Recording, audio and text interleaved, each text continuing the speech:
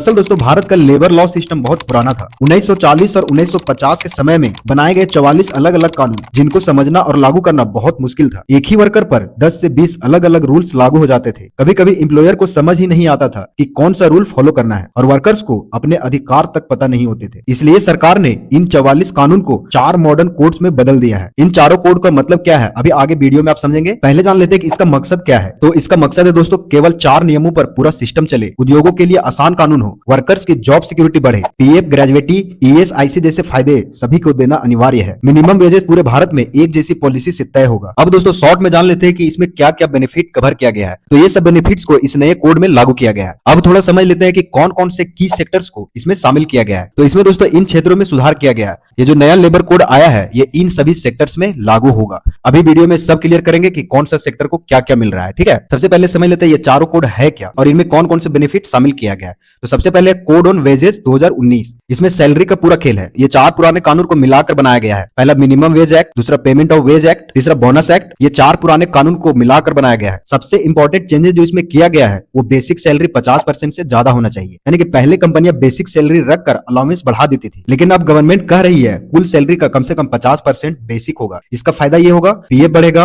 Gratuity बढ़ेगी, long term pension strong होगी, job security बढ़ेगी। लेकिन इसमें एक छोटा सा नुकसान भी है, हाथ में आने वाली सैलरी पहले से थोड़ी कम आएगी। इससे दोस्तों मिनिमम वेजेस अब पूरे भारत में एक सिस्टम से तय होगी। पहले हर स्टेट अपने मर्जी से वेजेस निकालता था, अब एक नेशनल फ्लोर वेज बनेगा। कोई भी राज्य इससे नीचे मिनिमम वेज नहीं देगा। इसमें दोस्तों बोनस और ओवर टाइम के नियम साफ होंगे। जहां वर्कर्स को अनफेयर पेमेंट होती थी वो सब खत्म होगा। ये कोड सैलरी सिस्टम को इंडिया के लेवल पर यूनिफॉर्म बनाएगा। दूसरा दोस्तों इंडस्ट्रियल रिलेशन कोड 2020, यह दोस्तों एम्प्लॉय को हायर एंड फायर करने का नया जमाना। सरकार के अनुसार 300 वर्कर्स तक की कंपनियां एम्प्लॉइज को आसान तरीके से हायर और फायर कर सकेंगी, लेकिन एम्प्लॉय को कंपनसेशन, नोटिस पीरियड और प्रॉपर सेटलमेंट मिलेगा। इसमें दोस्तों ट्रेड यूनियंस को स्ट्रक्चर मिलेगा। कई कंपनियों में 5-10 यूनियन बन जाती थी, अब एक ही मेन यूनियन को मान्यता मिलेगी। पहले ट्रेड यूनियन स्ट्राइक पर चली जाती थी और कंपनी महीनों तक बंद रहती थी। अब स्ट्राइक करने के लिए रूल्स और नोटिस जरूरी होगा। सरकार का मानना है कि ये बदलाव रोजगार बढ़ाएंगे, लेकिन यूनियंस का कहना है कि कंपनियां वर्कर्स को आसानी से निकाल सकेगी। तीसरा कोड है दोस्तों सोशल सिक्योरिटी कोड 2020, इसमें दोस्तों पीएफ, ईएसआईसी और ग्रेजुएटी सबके लिए समान होगा। ये कोड वर्कर्स की लाइफ को सबसे ज्यादा प्रभावित करेगा। गिग वर्कर्स को भी सोशल सिक्योरिटी मिलेगी। जो लोग स्विगी, जोमेटो, ओला, उबेर में काम करते थे उनके पास पीएफ या ईएसआईसी नहीं होता था, अब उन्हें सोशल सिक्योरिटी भी मिलेगी, जिसमें accident cover, life cover, pension like benefits, maternity benefits सब दिया जाएगा। ग्रेजुएटी सभी वर्कर्स को मिलेगा। पहले ग्रेजुएटी सिर्फ परमानेंट एम्प्लॉय को ही मिलती थी, अब फिक्स टर्म वर्कर्स को भी मिलेगी। कुछ डिस्कशंस में यह भी कहा जा रहा है कि 1 साल में भी ग्रेजुएटी मिल सकती है। पीएफ का दायरा बढ़ेगा। जैसे ही बेसिक सैलरी 50% रूल लगेगा, पीएफ खुद ब खुद बढ़ जाएगा। एम्प्लॉय और एम्प्लॉयर दोनों को फायदा होगा।